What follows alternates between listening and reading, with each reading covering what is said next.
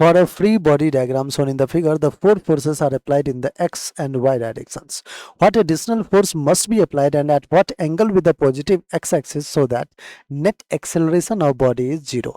बच्चों net acceleration अगर zero है तो net force भी क्या करना होगा, हमें जीरो करना होगा।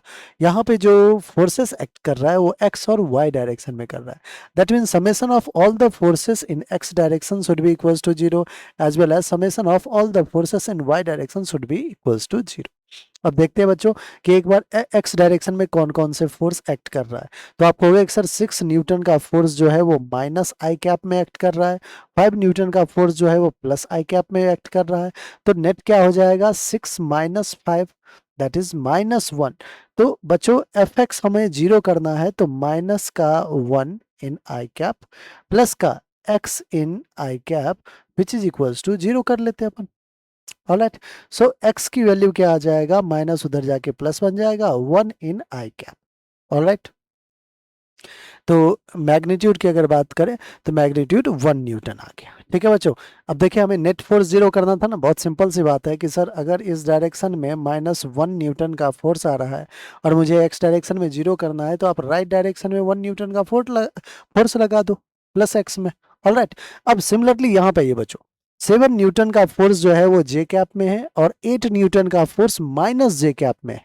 तो इन दोनों का नेट क्या हो जाएगा, तो आपको हो गए 8 -7 दैट इज माइनस का 1। अगेन बच्चों फोर्स क्या होगा, माइनस का 1।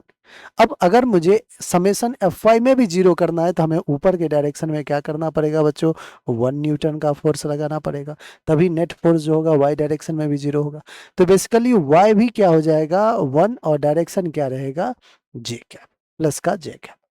ऑलराइट, तो अब ध्यान समझिएगा क्या सब का है हमें कैलकुलेट करने कि मैग्नीट्यूड क्या होगा, एडिशनल जो फोर्स है उसका मैग्नीट्यूड क्या होगा। तो आप कहोगे एडिशनल फोर्स एक्स डायरेक्शन में 1 आई कैप है, एडिशनल फोर्स वाई डायरेक्शन में 1 है जे कैप में, दैट इज न्यूटन। सबका मैग्नीट्यूड क्या होगा, न्यूटन न्यूटन और फोर्स सब न्यूटन में है।